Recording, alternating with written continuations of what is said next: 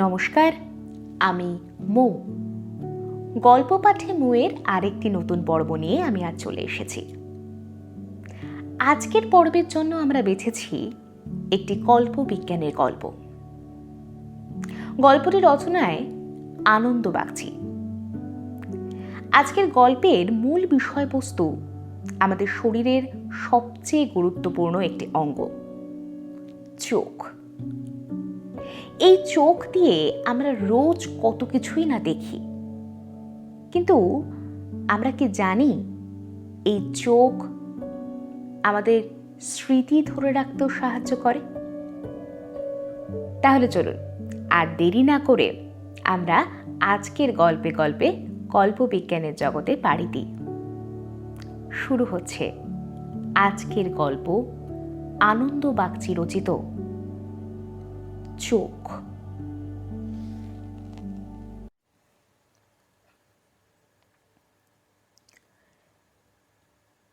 এক একদিন এরকম হয়, ওরা চলে যাবার পরও আড্ডা থামে না।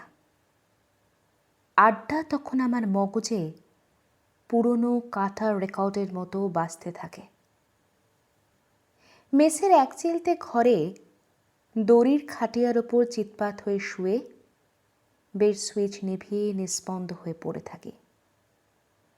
আমার কানের মধ্যে ভূপতি আর ননীনাক্ষর আবেগ মাখা অফুরন্ত কথা আর তর্ক বিতর্ক, যুক্তি আর পাল্টা যুক্তি ধারাবাহিক বাজতে থাকে। বিষয় থেকে বিষয়ে লাফিয়ে লাফিয়ে চলা এক অসংলগ্ন নাটকের মতো, বা কখনো কখনো একটি ঝলসে ওঠা সংলাপ পিন বসে যাওয়া কাটার রেকর্ডের মতো একটি দুটি শব্দের আখরে মুহুর্মুহু বাজতে থাকে। তারপর একসময় ঠাকুর এসে দরজার সামনে দাঁড়িয়ে গলায় খাঁকারি দিয়ে ডাকে, বাবু খেতে আসেন। ভূপতি ডাক্তার, হাসপাতালের সার্জন। প্রাইভেট প্র্যাকটিস করে না বলে তার হাতে সময় আর মাথায় খেয়ালের অন্ত নেই। কি একটা দুরূহ বিষয় নিয়ে ও অনেক দিন থেকে গবেষণা করছে নিঃশব্দে। আর ননীনাক্ষ কোনো কলেজের বটানির প্রফেসর।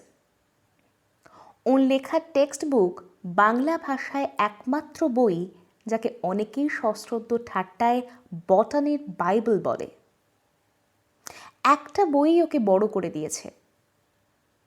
ওদের দুজনের মাঝখানে আমি হাইফেনের মতো এখনো বন্ধুত্বে অচ্ছেদ্য হয়ে আছি, কমন ফ্রেন্ড যাকে বলে।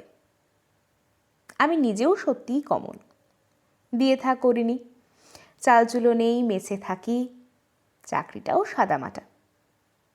খবরের কাগজে রং ফলিয়ে বলাই যায় সাংবাদিক, আসলে খবরের কেরানি। টেলিপ্রিন্টারের নিউজ প্রিন্ট বাংলায় তর্জমা করি, সাজাই, হেডিং তৈরি করি, ব্যাস এই পর্যন্ত। আর আড্ডায়ও আমার ভূমিকা গৌণ। ওদের তর্কাতর্কিকে উস্কে দিয়ে দিয়ে জিয়ে রাখা, চাঙ্গা করা। আর ওরা আসে বলেই আমার যে শুধু সময় কাটে তাই না, আমি লাভবানও হই। অনেক নতুন কথা শুনতে পাই, জ্ঞানের কথা, অভিজ্ঞতার কথা, আবিষ্কারের কথা। ওরা দুজনেই বইয়ের পোকা, আর আমি বৈকুণ্ঠ। কলেজ ইউনিভার্সিটি ছাড়ার সঙ্গে সঙ্গে বইও ছেড়েছি। এখন খবরের কাগজ ছাড়া ছাপা অক্ষরের সঙ্গে সত্যিই আমার কদাচিৎই সাক্ষাৎ হয়। তাই আমার রস আর রসদ দুই আসে আমার ওই দুটি বন্ধুর কাছ থেকে। ননীনাক্ষর কাছ থেকেই আমি অনেক বিচিত্র আর বিলিয়মার গাছের কথা শুনেছি। অনেক দুষ্প্রাপ্য গাছের বটানিক্যাল নাম পর্যন্ত আমার কণ্ঠস্থ হয়েছে। আজ সবাই জানে গাছের অনুভূতি আছে, একথা আবিষ্কার করেছিলেন এক বাঙালি ভদ্রলোক। কিছু গাছের যে মনও আছে, স্মৃতি আছে, রুচি অরুচি আছে, তারাও যে মানুষের মতো কথা বলে, এমনকি মানুষের সঙ্গেও, আর ভয়ে, ক্রোধে, ভালোবাসায় উত্তেজিত হয়, হার্ট ফেল করে মারা যেতে পারে, সে কথা নলিনাক্ষ না থাকলে আমি জানতেই পারতাম না। আজকে ছিল ভূপতির দিন। আলোচনাটা শুরু হয়েছিল রাজনীতি নিয়ে, হাসপাতালের অচল অবস্থা নিয়ে, তারপর জ্যোতিষী, প্ল্যানচেট, জন্মান্তর ইত্যাদি বিষয়ে দুই বন্ধুর মল্লযুদ্ধ হতে হতে অ্যানাটমি ফিজিওলজিতে এসে ঠেকল। প্রথমে বেশ হালকা ভঙ্গিতেই শারীরিক অসঙ্গতি নিয়ে কথা শুরু হয়েছিল। সেটা আরম্ভ হয়েছিল ননিরাক্ষর তরফ থেকে।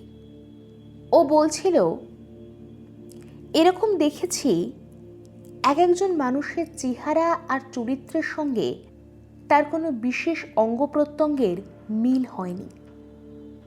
নিখুঁত মূর্তি গড়তে করতে ভগবান মাঝে মাঝে কেন যে এমন করেন জানি না। কারো হাত মনে হয় তার নিজের নয়, শরীরের ছাঁদের সঙ্গে একদম মানায়নি, কিংবা হাতের আঙুলগুলো বেমানান। দেখলেই মনে হয় হাতে ঝুলিয়ে নিয়ে যাচ্ছে দুছড়া কলার মতো। মাথা যেন মাথা নয়, ঘাড়ে চেপে বসেছে উটকো ভাড়াটের মতো। এইভাবে কারো নাক, কারো কান, কারো পা। একজন ঢিলে ঢালা অলস স্বভাবের মানুষ, দেখলেই বোঝা যায় 18 মাসে বছর, কিন্তু হাঁটে যখন মনে হয় টাট্টু ঘোড়া ছুট লাগিয়েছে। আমি বলেছিলাম, হ্যাঁ, এই অমিলগুলো হাসির কারণে হয়ে ওঠে কখনো কখনো। হয়তো 2.5 মণ ওজনের পিপের মতো মোটা লোকটা পেন্সিলের শীষের মতো সরু গলায় কথা বলে ওঠে। আবার প্যাকাঠি মার্কা নির্জীব চেহারার মানুষের গলায় মেঘ ডেকে ওঠে। চমকে গিয়ে তখন আমার রবীন্দ্রনাথের সেই কবিতার লাইনটাই মনে পড়বে, এতটুকু যন্ত্র হতে এত এত শব্দ হয়, সত্যি ভীষণ বিস্ময়কর ব্যাপারই বটে। নলিনাক্ষ হাসল। হ্যাঁ, এই বিশ্ব চরাচরের সমস্ত ব্যাপারের মধ্যেই একটা অদৃশ্য হারমানি আছে। ছোট ঘড়ি, বড় ঘড়ি সব একমাত্রায় চলছে, নিক্তিমাপা রাস্তায়।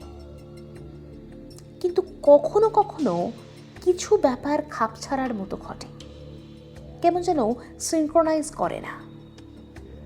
ঘড়ির কাঁটা এক কথা বলছে, কিন্তু তার বাজনা অন্য কথা। ঘড়িতে 8টা বেজেছে হয়তো, কিন্তু ঢং ঢং করে 12টা বেজে গেল। দেখনি কখনো? মানুষের চোখে আর ঠোঁটেই এমন ঘটনা ঘটতে দেখেছি। ঠোঁটের সঙ্গে চোখ মিলছে না, কিংবা চোখের সঙ্গে ঠোঁট। হয়তো হাসির কথা বলছে, ঠোঁট চোখ হাসিতে ফেটে পড়ছে, কিন্তু চোখ হাসছে না, কেমন বিষণ্ণ কিংবা ক্রুদ্ধ হয়ে রয়েছে। খুব নিবিষ্ট হয়ে কোনো সমস্যার কথা ভাবছে লোকটা, কিন্তু তার চোখ দুটো খঞ্জন পাখির মতো নিচেই চলেছে অনবরত, কিংবা হাসছে রহস্যময় হাসি। ভূপতি লুফে নিল কথাটা। ইয়েস নলিন, তুমি একটা জব্বর প্রশ্ন তুলেছ, কিন্তু তার আগে বলি, চোখ আমাদের একটা ভাইটাল অর্গান। প্রতিমায় দেখনি চক্ষু দান করা হয় সকলের শেষে? চক্ষু যোজনা মানেই প্রাণ প্রতিষ্ঠা। জড় পদার্থ দেখতে পায় না, কেননা তাদের প্রাণ নেই। তোমার সাবজেক্টেই আসি। গাছ দেখতে পায়, তার চোখ আছে, সে যে প্রাণী এইটি তার সবচেয়ে বড় প্রমাণ। চোখ আমাদের অর্ধেক মগজ। বলতে গেলে আমাদের সকলের 12 আনা মনই বাঁধা আছে তার মধ্যে। জীবনের একটা প্রধান ধর্মই হচ্ছে গ্রহণ এবং বর্জন। চোখের ভেতর দিয়ে সেই কাজটাই আমরা প্রতি মুহূর্তে করে যাচ্ছি। চোখ তাই কেবল শরীরের সৌন্দর্য বর্ধন করে না, সে আমাদের চেতনা বা প্রাণকেও সজাগ রাখে। আমি হেসে উঠলাম শব্দ করে। আমার হাসি মানেই উস্কানি। বললাম, তোমার কথাগুলো আমি ঠিক গিলতে পারছি না ভায়া, বেজায় গুরুপাক হয়ে যাচ্ছে ভূপতি। তোমরা বিজ্ঞানীরা আমি দেখেছি সহজ ব্যাপারটাকে কেমন জটিল করে তুলে আনন্দ পাও। চোখ জিনিসটাই তো শুধু দেখবার জন্য, যেমন চশমা, তার মধ্যে ফালতু এত সব ব্যাপার ঢুকিয়ে দিচ্ছ কেন?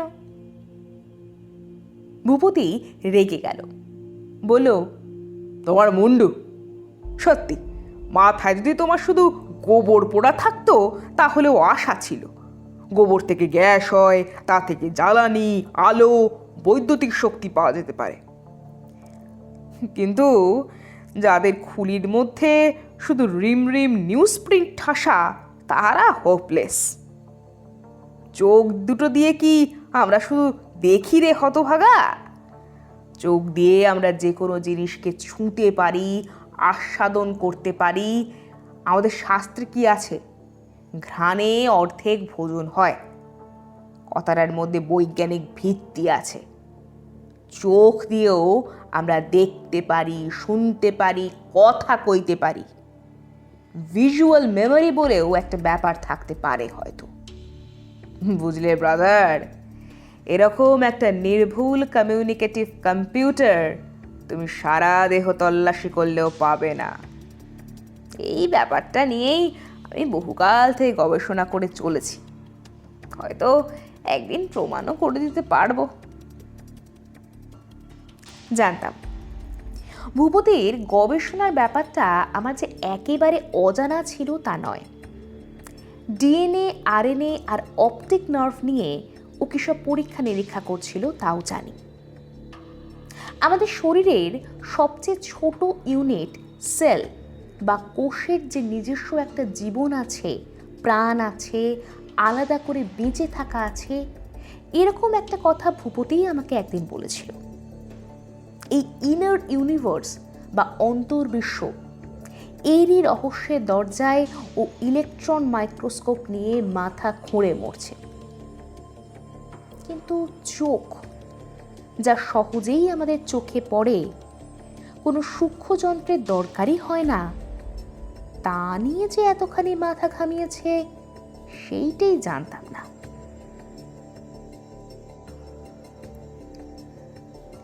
আজকেও ওরা চলে যাওয়ার পর আলো নিভিয়ে খাটিয়ার ওপর চিৎপাত হয়ে আমি একটা ঘোরের মধ্যে পড়েছিলাম। না, ঘুমোইনি, নিশ্চয়ই ঘুমোইনি। এই উত্তেজক আলোচনার সঙ্গে নিজের চিন্তাভাবনা মিশিয়ে কিছু ভাববার চেষ্টা করছিলাম। আমি বিজ্ঞানের ছাত্র নই, আমার চিন্তা সেই পথ ধরেও এগোচ্ছিল না। বুদ্ধিতে যার ব্যাখ্যা চলে না, এমন এক রহস্যের জট পাকানোর সুতোর তাল নাড়াচাড়া করছিল মাথায়। জন্মান্তর, এই জীবনের বাইরের জীবন, মানুষের ইচ্ছা শক্তি, জিনের স্রোত বেয়ে আসা মানুষের সংস্কার, অভ্যেস এবং সব শেষে এই অলৌকিক ক্যামেরা, আমাদের চোখ, যার ভেতর দিয়ে একজনের মন আরেকজনের মনের মধ্যে গিয়ে পৌঁছয়। সম্মোহনের এই চাবিকাঠি, এই এক ধরনের রিমোট কন্ট্রোল নিয়ে কল্পনার জাল বনে চলেছিলাম। এমন সময়ে আমার নাম ধরে কেউ ডাকলো খুব কাছ থেকে, অদ্ভুত গলায়, আমার এক চিলতে ঘরের ঠিক দরজায় এসে। এক ঝটকায় যেন গোটা মাকড়সার জালটা ছিঁড়ে আমার হাতে মুখে জড়িয়ে গেল। কে কে? আমি ধর্মড়িয়ে উঠে বসলাম। প্যাসেজে 0 ওয়াটের কমজোরি আলোয় দেখলাম চৌখাটে হাত রেখে এক সিলুয়েট মূর্তি।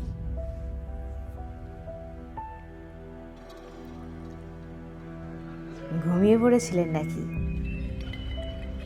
কই না। হাত বাড়িয়ে সুইচ টিপলাম। বার কয়েক চোখ পিটপিট করে টিউবলাইটটা জ্বলে উঠল। আলোয় চিনলাম আমাদের মেসের নতুন বোর্ডার, সুশ্রী, ছিপছিপে, নায়ক নায়ক চেহারা। একবার তাকালে ঝট করে চোখ সরিয়ে নেওয়া যায় না। বয়স গোটা 35-এর মধ্যে। দিন পাঁচেক হলেও এখানে এসে উঠেছে, কিন্তু আলাপ হয়নি। এমনিতেই আমি একটু অমিশু, তার ওপর গোটা সপ্তাহটাই নাইট ডিউটিতে গেছে। নিশাচর প্রাণীর মতো দিনে ঘুমোনো আর সন্ধে হলেই কোটর ছেড়ে বেরিয়ে পড়া। তবু আসতে যেতে দু এক ঝলক দেখেছি দূর থেকে। একখানা চেয়ার এগিয়ে দিয়ে বললাম, আসুন আসুন। সরি, ডিস্টার্ব করলাম নাকি? না না, সে কি, দীপক ব্যানার্জি, পাটনা থেকে এসেছি। চেয়ারে বসে পড়ে সহাস্যে নমস্কার জানালো। আমি ধ্যানের সেন, খবরের কাগজে আছি। জানি, মানে শুনেছি। আমি তো আপনার পাশের ঘরেই আছি। আমি জানতাম না, কারণ পাশের ঘরে অন্য একজন ছিলেন, তিনি বোধহয় ঘর বদলে নিয়েছেন। এটা সেটা দু চার কথায় আলাপ জমে উঠল। দীপকের বাড়ি পাটনায়, অবস্থা বেশ ভালো, চাকরিটা শখের। এক ওষুধ কোম্পানির রিপ্রেজেন্টেটিভ, বদলি হয়ে কলকাতায় এসেছে। ইতস্তত করে একসময় বলল, বলছিলাম আপনার বন্ধুটি কি চোখের ডাক্তার? প্রসঙ্গটা ধরতে না পেরে আমি জিজ্ঞাসু চোখে ওর মুখের দিকে তাকালাম, আর তখনই সত্যি করে চমকালাম। এতক্ষণ মনের মধ্যে যে অস্বস্তির কারণটা ঠিক ধরতে পারছিলাম না, এবার সেটা স্পষ্ট হয়ে চোখে পড়ল। সেই চোখ, দীপকের চোখ দুটো কেমন সবুজ লুমিনাস পেইন্টের মতো থেকে থেকে আলো পড়ে জ্বলে উঠছে। কিছু কিছু পশুর চোখ এরকম জ্বলে, কিন্তু সেটা তেমন কোনো ব্যাপার নয়। আসল ব্যাপার বোধহয় অন্য। ওর চোখের দিকে ভালো করে তাকিয়ে মনে হলো ৮-১০ জনের যেমন হয় তেমন না। এই চোখ যেন ওর সমস্ত অস্তিত্বের বাইরে আলাদা এক ব্যক্তিত্ব, যেন আলাদা একটা মানুষ ওই চোখের ভিতর দিয়ে আমার দিকে তাকিয়ে আছে। শিরদাঁড়ার ভেতরটা কেমন শিরশির করে উঠল। বুদ্ধি কিংবা কথা দিয়ে এ ঠিক ব্যাখ্যা করা যায় না। একটা অশরীরী অস্তিত্বের গন্ধ পাচ্ছিলাম যেন। আমার মুখের চেহারা নিশ্চয়ই পাল্টে গিয়েছিল। ভয় পাওয়া লোকের মতো হয়তো ফ্যাকাশে দেখাচ্ছিল। চাপা গলায় দীপক বলল, আমার চোখের দিকে কি দেখছেন অমন করে? ধরা পড়ে গিয়ে আমি তাড়াতাড়ি কথা করালাম, কই না, ভাবছিলাম আপনি আমার কোন বন্ধুর কথা জিজ্ঞেস করছিলেন। গলা পরিষ্কার করে নিয়ে দীপক বলল, ক্ষমা করবেন, এটাকে আড়ি পাতা ভাববেন না। আপনাদের আড্ডার সব কথাই আমি স্পষ্ট শুনতে পাচ্ছিলাম পাশের ঘর থেকে। ভেরি ইন্টারেস্টিং সাবজেক্ট, অন্তত আমার কাছে। আপনার যে বন্ধুটি চোখের কথা বলছিলেন, উনি নিশ্চয়ই আই স্পেশালিস্ট? ও, তাই বলুন। না, চোখের ডাক্তার না, তবে তবে চোখের ব্যাপার নিয়ে ওর একটা কেমন খ্যাপামি আছে। চক্ষু বিষয়ে এটা যেন গবেষণা করছে বলল।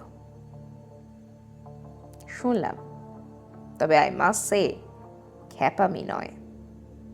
আমি এ ব্যাপারে একেবারেই অজ্ঞ আনাড়ি, তবু বলবো ওনার অ্যানালিসিস আমাকে চমকে দিয়েছে, চোখ ফুটিয়েছে। আমি কথা বলছিলাম, কিন্তু আমার চোখ দুটোকে যেন কোনো জোরালো চুম্বক টানছিল। চুরি করে একাধ পলকের জন্য আমি দীপকের চোখের দিকে দেখছিলাম। বোধহয় সেটা লক্ষ্য করেই দীপক শব্দ করে হেসে উঠল। বিস্মিত গলায় বললাম, হাসছেন? দীপক মাথা নেড়ে বলল, হ্যাঁ, এ হাসি অনেক দুঃখের ধানেশবাবু। বুঝলাম না। ইফ ইউ ডোন্ট মাইন্ড, একটা প্রশ্ন করব। কি প্রশ্ন? অস্বস্তি নিয়েই প্রশ্ন করলাম। আপনি আমার চোখের দিকে দেখছিলেন না? একটু সময় নিয়ে শেষে শুকনো গলায় বললাম, হ্যাঁ। দেখে কি মনে হচ্ছে? এ আমার নিজের চোখ নয়, তাই না? উত্তর দিতে পারলাম না।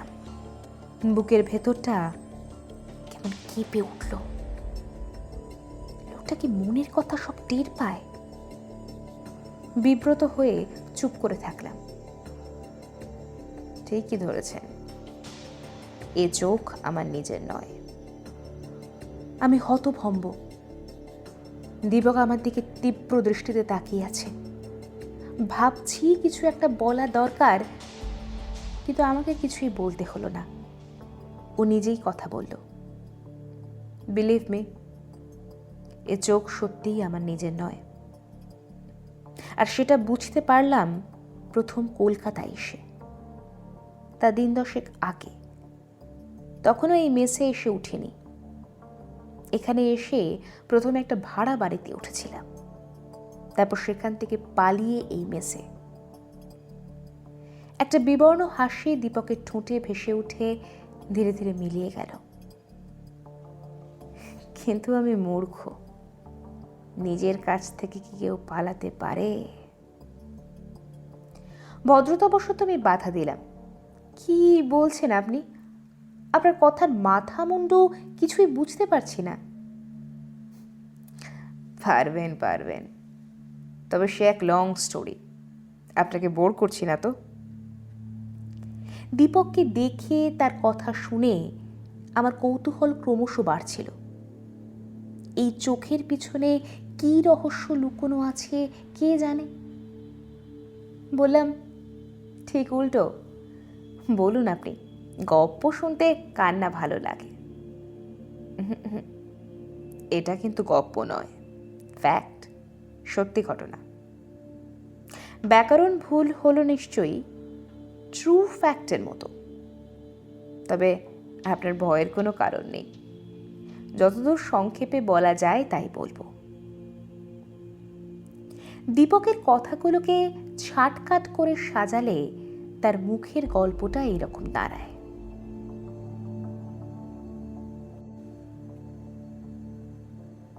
সম্পূর্ণ অন্ধ হয়ে গেল এই পৃথিবী, এই চারপাশ, এই জীবন কেমন লাগে আমার জানা আছে।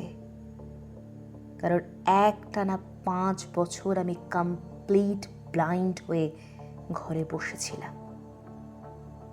আমার দুনিয়া তখন 2 হাতের গণ্ডির মধ্যে, হাতড়ে বেড়ানো ছোট্ট পরিধির মধ্যে সীমাবদ্ধ হয়ে গিয়েছিল। ঘড়ি তখন শুধু কানে শোনা একটা বাদ্যযন্ত্র ছাড়া কিচ্ছু নয়। প্রহরে প্রহরে ভাগ করা দিন আর রাত একাকার হয়ে গিয়ে অনিঃশেষ একটা ভয়ঙ্কর রাত্রির হয়ে গিয়েছিল, যে রাতে চাঁদ নেই, তারা নেই, নিরেট নিশ্চিত্র অন্ধকার ছাড়া কিচ্ছু নেই। আমার জীবন অর্থহীন, আমার আহার বিস্বাদ, আমার প্রিয় বইগুলো বোবা। সম্পূর্ণ একলা মানুষের চেয়েও আমি নিঃসঙ্গ, একা। শব্দ এবং নৈশব্দের মাঝখানে বন্দি প্রেতের মতো ভেসে রয়েছি। এই যন্ত্রণার তুলনা হয় না। অথচ দুর্ঘটনা ঘটে, এরকমই অকারণে এক পলকে ঘটে যায়। ঘটনার পিছনে যুক্তি থাকে, কিন্তু দুর্ঘটনার কোনো যুক্তি নেই। অর্থাৎ সেটা না ঘটতেই পারত, তবু ঘটল।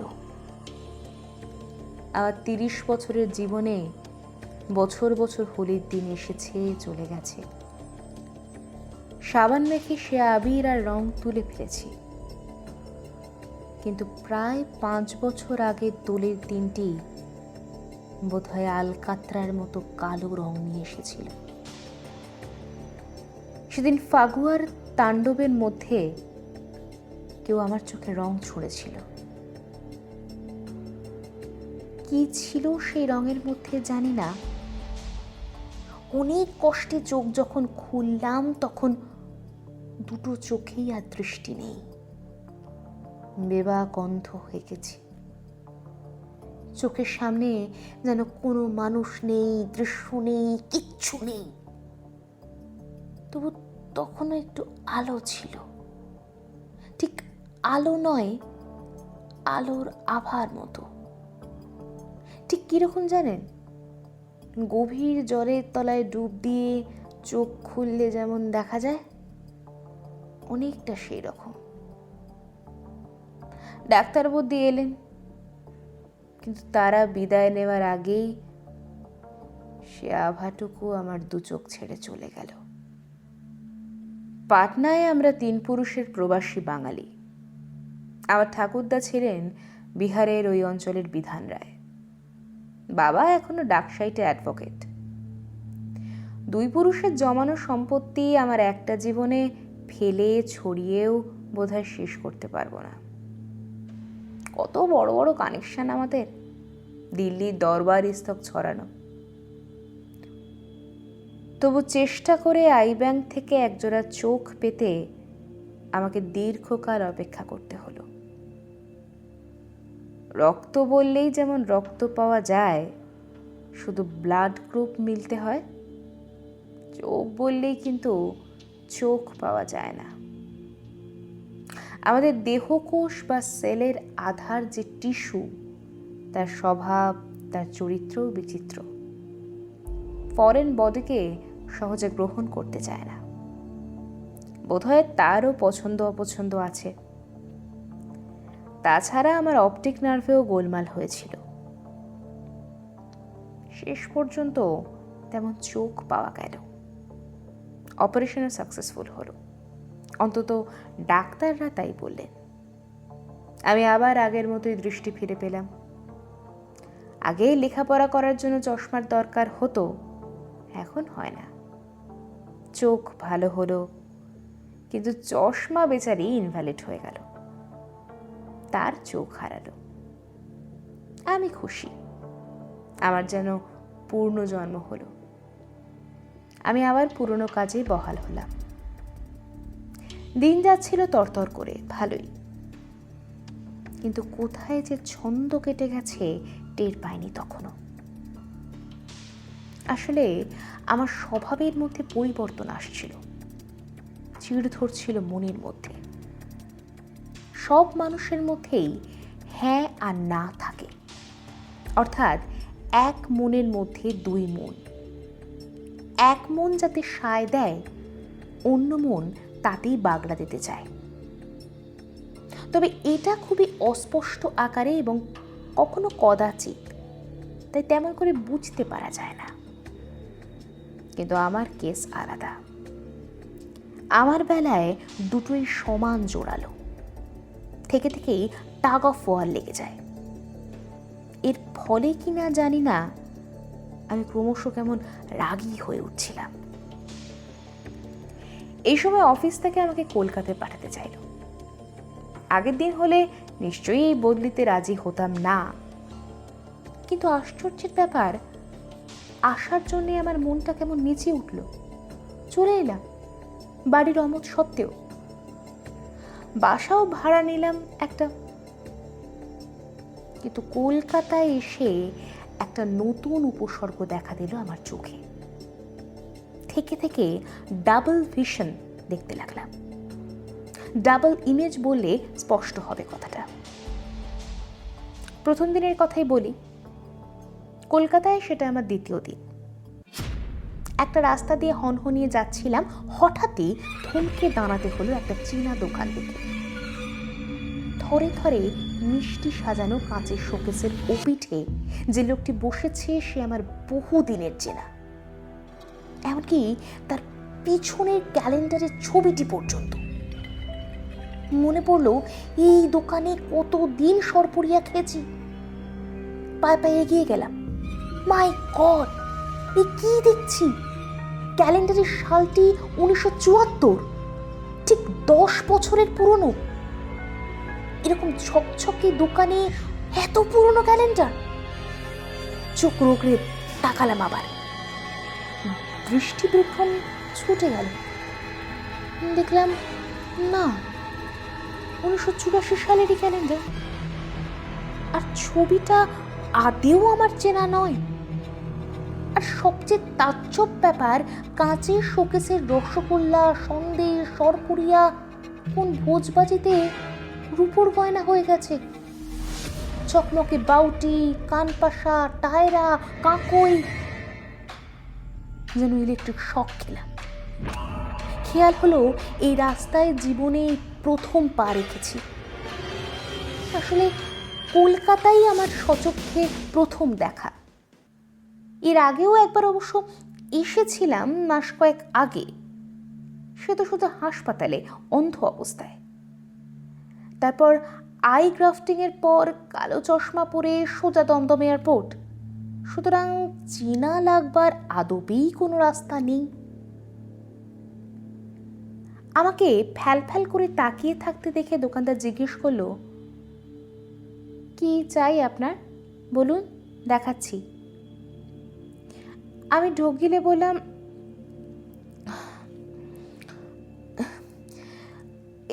এখানে কাছে পিঠে একটা মিষ্টির দোকান ছিল না? ছিল, কিন্তু এখন নেই। লোকটা হাসলো। আপনি বোধহয় অনেককাল এপাড়ায় আসেননি। কেন বলুন তো? এইটাই মিষ্টির দোকান ছিল বছর 2 আগে। লোকটিকে কথা শেষ করতে না দিয়ে আমি পালিয়ে এসেছিলাম সেদিন। কিন্তু পরপর আরো গুটি 3 ঘটনা ঘটলো সেই দিনই, আর সবই দৃষ্টি বিভ্রমের। কোনোটার সঙ্গে কোনোটার মিল নেই, উল্টো পাল্টা, রহস্যময়। সেসব ডিটেলস বলে আপনাকে বোর করব না। তবে কথাটা এই, রীতিমতো ভড়কে গেলাম। কেমন যেন মনে হলো চোখ খারাপ হয়েছে, তাই এরকম ইলিউশন দেখছি। বোধহয় চশমাই নিতে হবে। একজন নামকরা আই স্পেশালিস্টের কাছে গেলাম। তিনি নানাভাবে পরীক্ষা করে বললেন, আপনার চোখের স্বাস্থ্য বোধহয় আমার থেকেও ভালো। আপনি বরং অমুক ডাক্তারের সঙ্গে আজ দেখা করুন। ওর চিঠি নিয়ে সেখানে গেলাম। তিনি সাইকিয়াট্রিস্ট, সাদা বাংলায় পাগলের ডাক্তার। আমাকে নানাভাবে বাজিয়ে দেখলেন তিনি। তারপর দাঁত খিচিয়ে বললেন, ধুর মশাই, আপনার 14 পুরুষে কেউ পাগল নয়। স্বাদের পাগল না সেজে সোজা বাড়ি যান। একটা ঘুমের বড়ি দিচ্ছি, সেটা গিলে একখানা 19 রিলের ঘুম লাগান, দেখবেন ফ্রেশ হয়ে গেছে। ঘুমের বড়ি আর হালকা মন নিয়ে বাসায় ফিরছিলাম, কিন্তু মনে হলো আর কেউ যেন শুয়ে আছে আমার পিছনে। তার গায়ে অসম্ভব তাপ, যেন পুড়ে যাচ্ছে। যন্ত্রণায় নিঃশব্দে ছটফট করছে লোকটা। থেকে থেকে তার ছোঁয়া লাগছে আমার গায়ে। সে ছোঁয়া কিরকম জানেন? বোবায় ধরলে কিংবা হঠাৎ ভূতের ভয় পেলে যেরকম গাটা ভারী হয়ে যায়, সেই রকম। পরদিন ধুম জ্বর নিয়ে জ্ঞান ফিরল। তখন দুপুর গড়িয়ে গেছে। এক সহকর্মীর বাড়িতে দিন 2 কাটিয়ে তারই চেষ্টায় উঠে এলাম এই মেসে। এখানে অন্তত একা থাকতে হবে না। সিঙ্গেল সিটের রুম দিতে চেয়েছিল ম্যানেজার, আমিই নিইনি। আমার ঘরে আরেকজন ভদ্রলোক আছেন। দীপক ব্যানার্জির গল্পটা এখানেই শেষ হতে পারত, কিন্তু হলো না। ভূপতি আর আমি কি করে যেন ওর গল্পের সঙ্গে জড়িয়ে গেলাম। নলিনাক্ষ অবশ্য সব শুনে বলেছিল, এটা বিজ্ঞানের যুগ, অলৌকিক গাঁজাখুরি গল্পের পিছনে তোরা যদি দৌড়তে চাস দৌড়ো, আমি ওসবের মধ্যে নেই। লোকটার হয় মাথার গোলমাল, নয়তো মিথ্যে বলছে। মিথ্যে বলে লাভ? এক একজন লোক আছে দৃষ্টি আকর্ষণের জন্য ওরকম মিথ্যে বলে, তাছাড়া অন্য ধান্দাও থাকতে পারে। কি ধান্দা সে কি করে জানবো? নলিনাক্ষ পাশ কাটিয়ে গেল। আমার অবশ্য ওরকম মনে হয়নি। দীপকের সঙ্গে কথা বলে যেটুকু বুঝেছি তাতে ওর মাথার গোলমাল থাকলেও থাকতে পারে, কিন্তু মিছে কথা বলছে না। আর অন্য কোনো মতলব নিশ্চয়ই নেই। ভূপতি তো ওর কেসটা লুফে নিল। তার থিওরির এমন কংক্রিট উদাহরণ একেবারে হাতের গোড়ায় এসে যাবে হে যেন ভাবাই যায় না। সবচেয়ে সুবিধের কথা এই, আমাদের তিনজনের মধ্যে ব্যাপারটা নিয়ে কোনো লুকোচাপা নেই। দীপক জানে আমরা তার শুভার্থী। তার এই বিপদের দিনে আমরা তার পাশে এসে দাঁড়িয়েছি দুই ঘনিষ্ঠ বন্ধুর মতো। ভূপতির অনুমান, এই নতুন চোখ জোড়া থেকেই দীপকের এই বিপত্তি শুরু হয়েছে। কিন্তু একটা প্রশ্ন তবু থেকেই যায়। দৃষ্টি ফিরে পাবার পরেও কয়েক মাস দীপক পাটনায় ছিল, তাহলে এই নতুন চোখের প্রতিক্রিয়া তখন ঘটেনি কেন? সত্যি বলতে কি, কলকাতায় আসার আগে ডাবল ভিশন দেখার মতো কোনো ঘটনাই তার জীবনে ঘটেনি। কেন ঘটেনি? কলকাতায় এসেই বা কেন ঘটল? এখানে এসে যে বাড়ি ভাড়া নিয়েছিল সেই বাড়ি থেকেই কি তার উপর অলৌকিক কোনো শক্তি ভর করল, যে শক্তি তাকে অতীতকে দেখার শক্তি যোগায় কোনো কোনো মুহূর্তে? একই রাস্তায় একই সঙ্গে অতীত এবং বর্তমানকে পাশাপাশি দেখতে পাওয়া অবিশ্বাস্য ব্যাপার।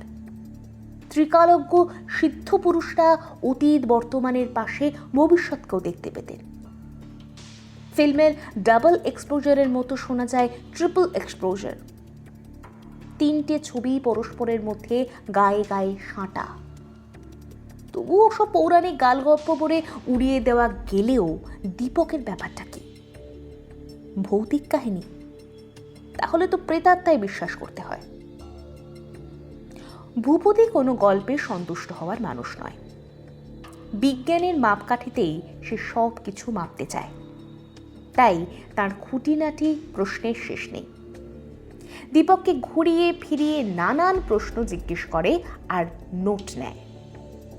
কোন হাসপাতালে কবে তার অপারেশন হয়েছিল, কে অপারেশন করেছিলেন, তার পাটনার ঠিকানা, কলকাতায় সেই বাড়ি ভাড়ার ঠিকানা, অসুস্থ অবস্থায় যে সহকর্মীর বাড়িতে ছিলেন তার ঠিকানা, যে চোখের ডাক্তার, যে সাইকিয়াট্রিস্ট তাকে দেখেছিলেন তাদের সকলের নাম ধাম বিবরণ যেভাবে সে নোট করে নিল, তাতে বুঝলাম ভূপতির সামনে এখন হাতে কলমে অনেক কাজ। মুখে কিছু না বলুক, তার অনুসন্ধানী অভিযান শুরু হয়ে গেছে। দীপকের গল্প আমি অবিশ্বাস করছি না, কিন্তু সত্যি বলতে কি, তার সঙ্গে আলাপ হবার পরে পুরো একটা সপ্তাহ কেটে গেছে, অথচ ওরকম ঘটনা আর একদিনও ঘটেনি। ভূপতির কথা মতো দীপক দিন দশকের ছুটি নিয়েছে, কাজে বেরোচ্ছে না। এই কদিন আমি আর ভূপতি পালা করে ওর সঙ্গে সেঁটে রয়েছি। একসঙ্গে খাই, ঘুমোই, বেরিয়ে বেড়াই, বসে বসে গল্প করি, কিন্তু কোনো বিস্ময়কর ঘটনা পলকের জন্যও ঘটেনি। নলিনাক্ষ প্রায় প্রতিদিনই আসে। দীপকের অলক্ষ্যে এসে আমাদের দিকে তাকিয়ে বাঁকা হাসি হেসে চলে যায়। আমরা কিছুই বলি না, বলার কি বা আছে? হাতে নাতে প্রমাণ দেখাতে না পারলে অবিশ্বাসীকে বিশ্বাস করানো যায় না। উল্টে বিশ্বাসী মানুষের মনও ধীরে ধীরে দুর্বল হয়ে আসে। আমার মনের অবস্থা এখন খানিকটা সেই রকমই। কিন্তু দীপকের চোখ জোড়া যে দীপকের মুখের সঙ্গে মেলেনি, তার স্বভাবের সঙ্গে বেমানান হয়ে আছে, সেটা বেশ টের পাই। সেটা হতেই পারে, কারণ ওই চোখ ওর নিজের নয়, আরেকজনের। বাইরে থেকে চেষ্টা করে জোড়া লাগানো, তাই এরকম মনে হতেই পারে। রাতের বেলায় একাধ মুহূর্তের জন্যে ওর চোখের মধ্যে সবুজ আলোর ঝিলিক ভূপতিও দেখেছে। ওর চোখের ক্লোজ আপ ছবিও ভূপতি তুলেছে কয়েকখানা। কিন্তু এতে কি প্রমাণ হয়? কিছুই না। অবশ্য সুস্থ মনে হলেও দীপক এক এক সময় কেমন উল্টোপাল্টা ব্যবহার করে। এই যেমন দারুণ হাসাহাসি গল্পগুজব চলছে, হঠাৎ দীপক গম্ভীর হয়ে গেল। মিনিট 10 গুম হয়ে বসে রইল, একটিও কথা বলল না। কিংবা দিব্যি বেড়াচ্ছি, আচমকা কি হলো কোনো কথা না বলে ও হঠাৎ পিছন ফিরে হনহনিয়ে হাঁটা দিল। পরেই যখন এই নিয়ে কথা হয় তখন ও অবাক হয়। ও বিশ্বাসই করতেই চায় না তেমন কিছু ও করেছে বলে। নলিনাক্ষ শুনে বলে, এসব শো বিজনেস, বুঝলে? আজকেও দুজনে বেড়াচ্ছিলাম। রোজ 2-4 মাইল আমরা এইভাবে হাঁটি। ভূপতি আজ দিন 3 কলকাতায় নেই, বোধহয় পাটনায় গেছে। আজকালও কি যে করে, কিভাবে কিছুই ভেঙে বলে না। আমার ওপর শুধু একটা নির্দেশ রেখে গেছে, দীপককে যেন সব সময় চোখে চোখে রাখি। রাখছিও। আজকেও গল্প করতে করতেই ফিরছিলাম, হঠাৎই একটা কাণ্ড হলো। ফুটপাতের পাশে দাঁড়িয়ে থাকা একটা অ্যাম্বাসেডর সবে চলতে শুরু করেছে। এমন সময় দীপক গাড়ির মধ্যে কাউকে দেখতে পেয়ে পাগলের মতো চিৎকার করতে করতে ছুটে গেল। আমি ভালো করে কিছু বুঝে ওঠার আগেই দেখলাম চলন্ত গাড়ির দরজা খুলে বিদ্যুৎ গতিতে এসে গাড়ির ভেতর ঢুকে গেল। গাড়িটাও থামল না, টপ স্পিডে বেরিয়ে গেল। আমি বোকার মতো দীপকের নাম ধরে ডাকতে ডাকতে কিছু দূর পর্যন্ত দৌড়ালাম। শেষে হতভম্ব হয়ে দাঁড়িয়ে থাকলাম রাস্তার মাঝখানে। ধারে কাছে একটা ট্যাক্সি পেয়ে গেলেও গাড়িটার পিছু ধাওয়া করতে পারতাম হয়তো, কিন্তু দরকারের সময় শহরে হাতের কাছে কিছুই পাওয়া যায় না। বহুক্ষণ দীপকের জন্য অপেক্ষা করেও দীপক ফিরল না। পরদিন সকালেও দীপকের কোনো সন্ধান নেই। তখন আমার দুশ্চিন্তা হতে লাগলো। মনে হলো কাল রাতেই থানায় ডায়েরি করা উচিত ছিল। থানায় যাওয়ার জন্য জামাকাপড় পরছি এমন সময় সেই ভোর সকালে ভূপতি এসে হাজির। মুখে চোখে ক্লান্তি, চুল উস্কো খুস্কো, কিন্তু ঠোঁটে একটা সাফল্যের হাসি। এই সময় ও তো কখনো আসে না, তাই ভীষণ অবাক হয়ে জিজ্ঞেস করলাম, কি রে, কি ব্যাপার, কোথায় ডুব মেরেছিলে এই কদিন? ভূপতি উত্তেজিত গলায় বলল, সে অনেক কথা পরে বলবো, তবে আসল রহস্যের বোধ হয় জবনিকা তুলতে পেরেছি। প্রথম থেকেই আমি এরকমটাই সন্দেহ করছিলাম। আমি নিজের কথা, দীপকের কথা সেই মুহূর্তের জন্য ভুলে গিয়ে সংক্ষেপে ভূপতির অনুসন্ধানের যে কাহিনী শুনলাম তা সত্যিই রোমাঞ্চকর। আমাদের কাগজের বছরখানেক আগের হেডলাইনগুলো আমার চোখে যেন ভেসে উঠল, কারণ সেগুলো আমিই লিখেছিলাম। অনেকগুলো ডাকাতির মামলায় ফেরারি আসামি ভাস্কর নস্কর ওরফে ফান্টা বাবুর হত্যার ব্যাপার নিয়ে তখন কলকাতায় কদিন খুব হইচই হয়েছিল। এই লোকটির শরীরে 2টি রিভলভারের বুলেট পাওয়া গিয়েছিল, কিন্তু সেজন্য নয়। একদল লোকের ধারণা হয়েছিল বেওয়ারিশ এই লোকটিকে আসামি সাজিয়ে পুলিশ অন্য কোনো বড় ব্যাপার ধামাচাপা দিতে চাইছে। পুলিশ অবশ্য ফান্টাবাবুর খুনিকে ধরতে পারেনি, শুধু খুনির ফেলে যাওয়া রিভলভার আর কয়েক ফোঁটা রক্ত আবিষ্কার করেছিল। খুনির ব্লাড গ্রুপ আর আঙুলের ছাপ ছাড়া তাদের রেকর্ডে আর কিছু নথিভুক্ত হয়নি। এদিকে মুমূর্ষু লোকটি যে দৃষ্টান্ত রেখে গিয়েছিল তা অভাবনীয়। মৃত্যুকালে সে তার 2টি চোখই আই ব্যাংকে দান করে গিয়েছিল। তার এই শেষ ইচ্ছের কারণ হিসেবে বলেছিল সে এখন মরতে চায় না, আরও কিছুদিন বেঁচে থাকতে চায়। প্রায় কবির মতোই কথা, মরিতে চাহি না আমি সুন্দর ভুবনে, মানবের মাঝে আমি বাঁচিবারে চাই। যাই হোক, ভাস্করবাবু ওরফে ফান্টাবাবু সত্যিই ডাকাত ছিল কিনা তা জানা না গেলেও সে যে অমানসিক ইচ্ছাশক্তির অধিকারী ছিল সে বিষয়ে ডাক্তারেরাও দ্বিমত নন। 6টি বুলেট হজম করে ফুসফুসের হৃৎপিণ্ডে সরাসরি জখম হয়েও কোনো মানুষ যে ঘণ্টাখানেক মৃত্যুর সঙ্গে সজ্ঞানে যুঝতে পারে এবং তার চোখ দুটি তুলে নেওয়ার জন্য পীড়াপিড়ি করতে পারে, তাদের কেতাবি বিদ্যায় এর ব্যাখ্যা নেই। কিন্তু আমাদের কাছে সবচেয়ে বড় খবর, ফান্টাবাবুর এই দুটি চোখই শেষ পর্যন্ত দীপকের কপালে জুটেছিল। ভূপতির মুখে দীপকের নাম শোনা মাত্র আমি সম্বিত ফিরে পেলাম। ভূপতিকে ওর নিরুদ্দেশের খবর বললাম। ভূপতি চমকে উঠে বলল, সে কি, থানায় ডায়েরি করেছিস? হ্যাঁ হ্যাঁ, তাও করিসনি? যা ইডিয়েট! গাড়িটার রং নাম্বার নিশ্চয়ই এতক্ষণে গুলে মেরে দিয়েছিস না? কালো রং আর আমার একটি প্রিয় সংখ্যা পরপর 4 বার ব্যবহার হওয়ায় গাড়িটার নাম্বার প্লেট মনের মধ্যে জলজল করছিল। অতএব ছুটলাম লোকাল থানায়, সেখান থেকে লালবাজারে, সেখান থেকে দক্ষিণ কলকাতার এক হাসপাতালে।